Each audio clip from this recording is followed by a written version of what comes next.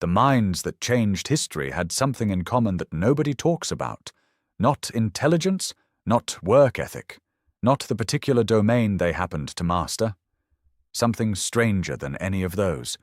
A specific cognitive trait that, in most people, is associated with mental illness.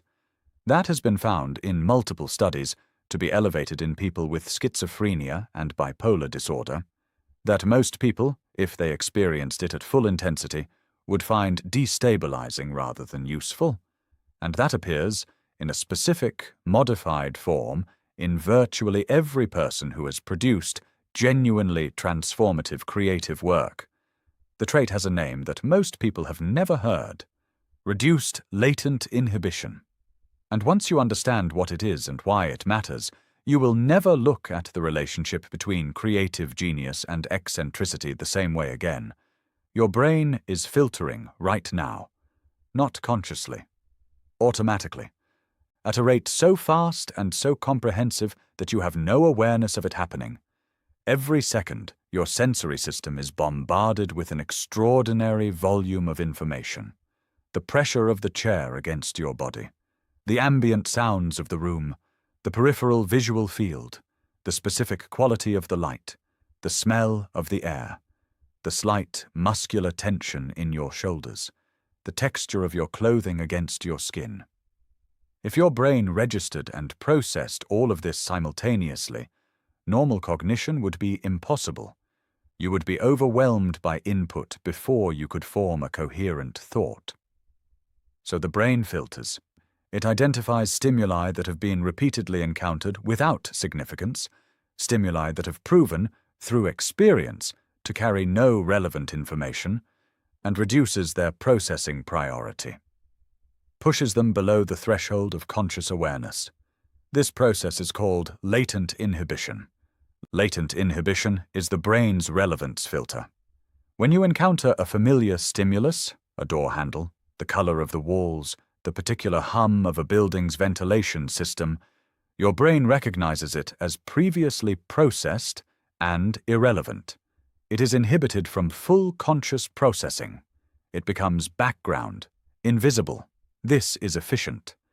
It allows the brain to allocate its limited attentional resources to genuinely new or significant information. To signal from noise. Most people have robust latent inhibition. They filter very effectively. They do not notice most of what their environment contains. And this is, for most practical purposes, an advantage. Here is where it gets strange. In 2003, researchers Jordan Peterson and Shelley Carson at Harvard published a study examining the relationship between latent inhibition and creative achievement. They measured latent inhibition in participants using a standard behavioral test and correlated the results with measures of creative achievement and intelligence. The finding was striking. People who scored lower on latent inhibition, whose brains filtered less, who allowed more irrelevant stimuli into conscious processing, showed significantly higher levels of creative achievement, but only when combined with high intelligence and high working memory capacity. Low latent inhibition alone was associated with an elevated risk of psychosis. Low latent inhibition combined with high cognitive capacity was associated with exceptional creative output. The difference between the genius and the person in crisis was not the openness of the filter. It was the capacity to process what the open filter let in. High working memory allowed the person to hold multiple, apparently unrelated streams of information in mind simultaneously, without being overwhelmed by them and without dismissing them as irrelevant before their potential connections had been explored. High intelligence allowed the person to identify which of the many stimuli reaching consciousness were actually significant, to extract the signal from the noise that the reduced inhibition had allowed through. Without those cognitive resources, the same openness to input that produces creative insight produces psychotic overload. With them, it produces the specific kind of perception that sees connections others cannot make, because others filtered out the inputs before the connections could form. Here is what this looks like in the lives of people who have actually described it. Darwin walked daily on what he called his thinking path, a gravel strip at Down House, where he would pace for hours, allowing his mind to wander among observations he had gathered across years of research. He did not sit down and systematically analyze. He walked and allowed connections to emerge from the flow of apparent digression. He was giving his reduced latent inhibition brain, a brain that had gathered an enormous volume of information about natural history, the conditions it needed to make the connections that would become the theory of evolution. Nikola Tesla described experiencing what he called involuntary intrusion of images, visual impressions that arrived unbidden and in extraordinary detail. Images of machines, of electromagnetic systems, of configurations that he had not deliberately constructed, but that appeared fully formed in his mind's eye. He did not experience these as pleasant. He described them, at various points in his life, as torment, as unwanted interruptions, as a faculty he did not know how to control. But he learned to use them, to treat the unbidden images as raw material, to find in the intrusive detail that his brain would not allow him to filter out, the specific configurations that his deliberate engineering work could then develop. Tesla showed multiple signs consistent with reduced latent inhibition throughout his life, including a documented inability to eat a meal if he was in the presence of a particular woman who wore pearls. The visual detail overwhelmed him in a way that most people would not experience. The stimulus that others would have filtered automatically remained in his conscious awareness and disrupted his processing. The same openness that produced his engineering visions produced his discomfort with ordinary stimuli. The filter was reduced in both directions. Here is the relationship between reduced latent inhibition and the personality trait researchers call openness to experience. Openness to experience is one of the 5 major personality dimensions identified across decades of psychological research. It describes a cluster of characteristics: intellectual curiosity, aesthetic sensitivity, imagination, a preference for novelty over routine, a tendency to engage with ideas and experiences rather than avoiding them. Research by Colin DeYoung at the University of Minnesota has mapped the neuroscience of openness to experience with unusual precision. He found that openness is associated with dopaminergic activity, specifically with patterns of dopamine function that are also associated with exploratory behavior, with the drive to investigate rather than to consolidate, with the preference for the novel over the familiar. And it is associated, in the neural architecture of perception, with patterns consistent with reduced latent inhibition. The open brain lets more in, not just from the environment, from itself.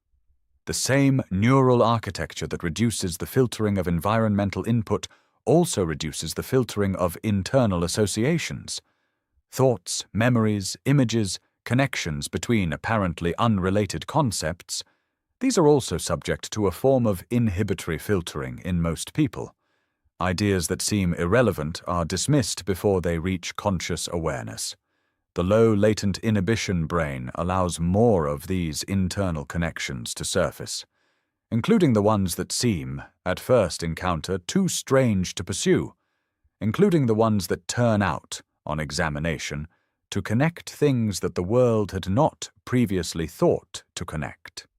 This is where the genuinely new ideas come from, not from deliberate, systematic analysis within an existing framework.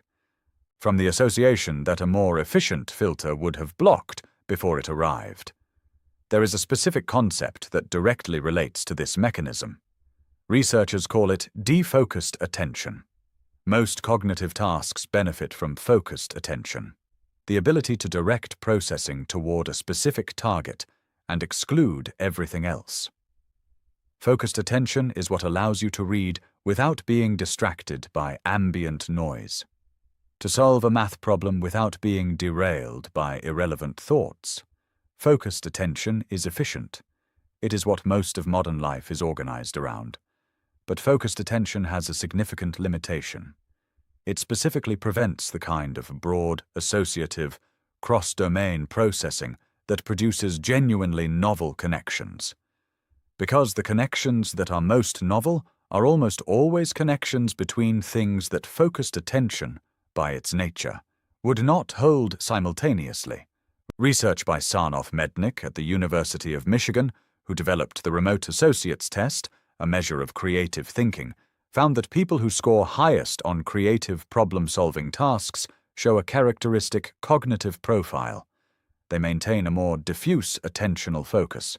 They allow more items to remain simultaneously active in their cognitive processing. They are less efficient at excluding information that focused attention would have filtered. And their solutions to problems that require novel connections are consistently superior.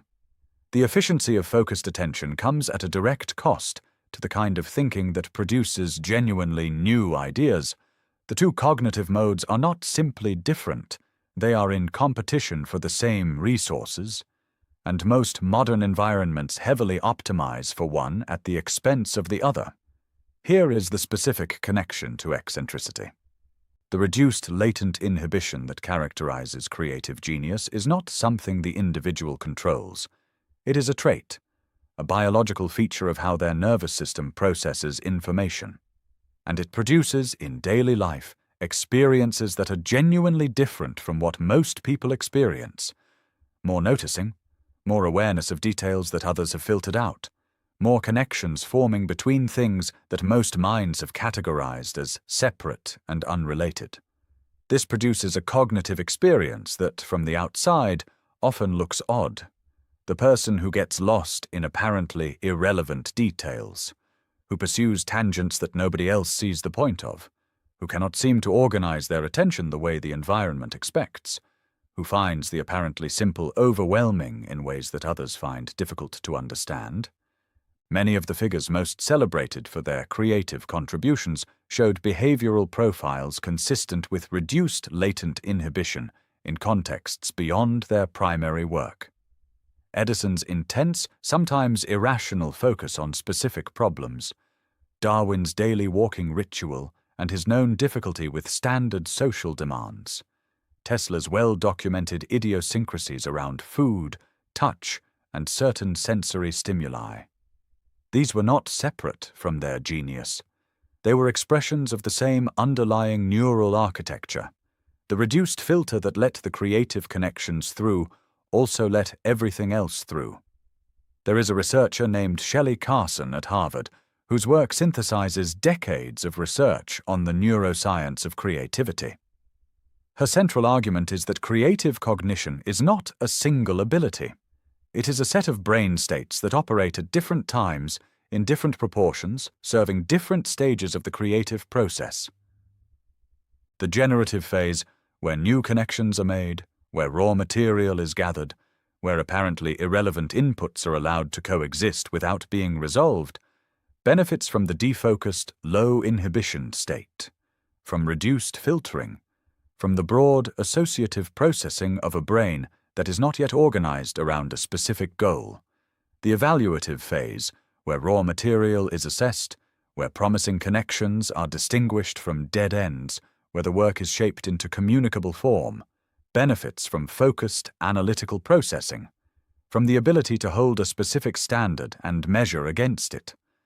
The creative achievers who were also high-functioning, who produced extraordinary work and maintained the capacity to function in the world, were almost always people who had learned to move between these states, to enter the low-inhibition, defocused state when raw material was needed, to return to focused, analytical processing when the raw material needed to be evaluated and shaped.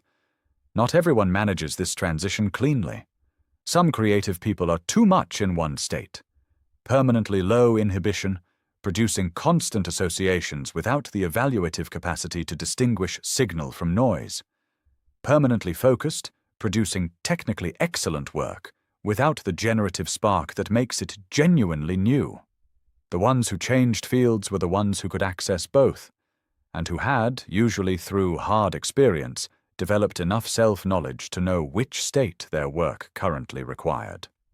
Here is the finding about reduced latent inhibition that extends the story beyond the handful of historical geniuses. Research on the general population has found that many people show at least some reduction in latent inhibition relative to the average, and that those people tend to show characteristic patterns in how they experience daily life. More noticing of irrelevant detail, more intrusive thoughts, more difficulty maintaining conventional focus in standardized settings, more frequent and more seemingly random associations between unrelated concepts, and more of what researchers call openness to experience, more comfort with ambiguity, more interest in ideas for their own sake, more tendency to pursue questions past the point where they become practically useful.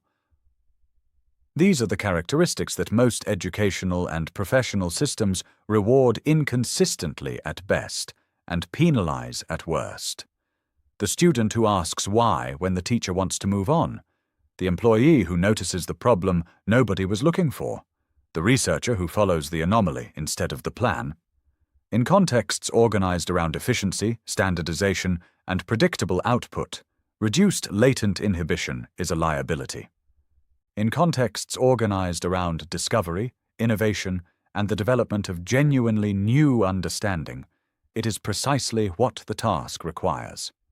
The same trait, different contexts, completely different evaluations, and most of the people who carry this trait have been evaluated primarily by contexts that don't fit them, leaving them with the impression that something is wrong with how their mind works, when what is actually wrong is the match between their mind and the environment that has been asked to hold it. The minds that changed history had something in common that nobody talks about. That is where we started. And now you know what it was. Not simply intelligence, not simply work ethic, not even the deliberate practice that produces expert skill, a brain that filtered less than most, that allowed more through from the environment, from memory, from the vast associative network of stored experience than the average nervous system's efficiency would have permitted. That held the apparently irrelevant long enough for the connection to form. The eccentricity that surrounded so many transformative figures was not incidental to their genius. It was the same brain expressing the same reduced filter in contexts that did not happen to be useful. The same openness that produced the theory of evolution also produced a man who could not function in conventional academic settings. The same associative richness that produced the engineering visions also produced a man overwhelmed by pearls. The trait does not arrive with a selection mechanism. It arrives complete, with all of its costs and all of its possibilities. And what distinguished the people who used it to change history was not that they had it. It was that they found the conditions, the specific combination of cognitive resources, environmental support, and hard-won self-knowledge that allowed its possibilities to operate without being consumed by its costs. That is not a story about genius as an accident of birth. It is a story about what becomes possible when a particular kind of mind finds its right conditions and builds them deliberately. If the science behind how extraordinary minds actually work matters to you, the real research explained without the romanticization, subscribe. No mystification of genius, no flattery about being one, just the cognitive science that holds up, and what it means for how you understand both creativity and the minds that have produced the most of it. The next video goes into why the most creative periods in most people's lives occur during specific developmental windows and what the neuroscience says about whether those windows ever fully close. Hit subscribe. That one is worth staying for. There is a specific experiment that makes the latent inhibition mechanism concrete in a way that is difficult to forget. It involves the letter A. In the standard latent inhibition test, participants are first exposed to a meaningless tone repeatedly without any associated consequence. The tone appears, nothing happens, and the brain, doing exactly what it is designed to do, learns to inhibit it, to file it as irrelevant, to reduce its processing priority.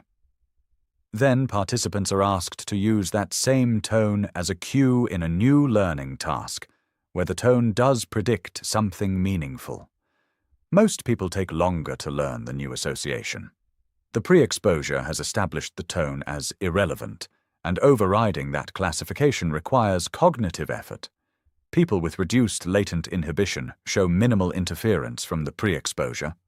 The previously irrelevant tone has not been fully categorized as background. It is still available. And when the context changes and the tone becomes meaningful, their brains incorporate the new information faster. They had not filed it away, because for them, very little gets fully filed away. This is the mechanism that explains the Darwin observation. The apparently irrelevant fact, gathered years before it became significant, remained available. Not because Darwin had deliberately retained it, because his brain had never fully categorized it as background. When the theoretical framework that made it significant finally emerged, the fact was still there, still active, ready to be integrated. The theory of evolution was not built only from careful observation of the obvious. It was built in part from the accumulation of detail that a more efficient filtering system would have already discarded as noise. This is what the most creative thinkers in history were doing differently. Not thinking harder, not thinking more systematically, keeping more, allowing more to remain available in the associative network where connections could form. The genius was not the connection-making alone. The genius was having more material for connections to be made from, because the filter was open enough to keep it. There is one more dimension to this that changes how you think about the relationship between creativity and conventional success.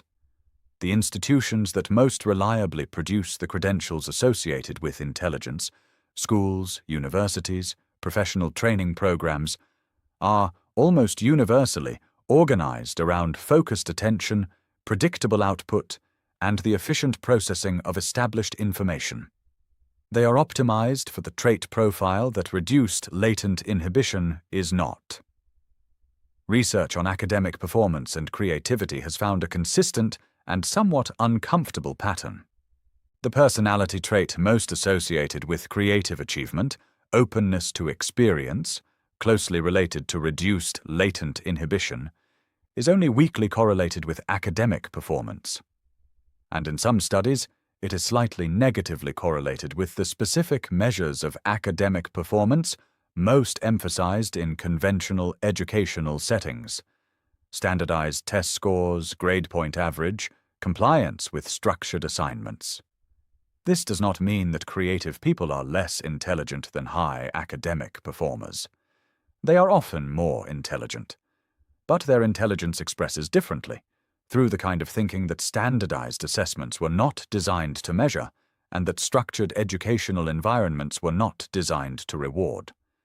The student who pursues the tangent that the teacher wants to cut off, who finds the conventional assignment unstimulating but produces something genuinely original when given latitude, who knows more than they can demonstrate in a standard format because their knowledge is organized around associations rather than around categories.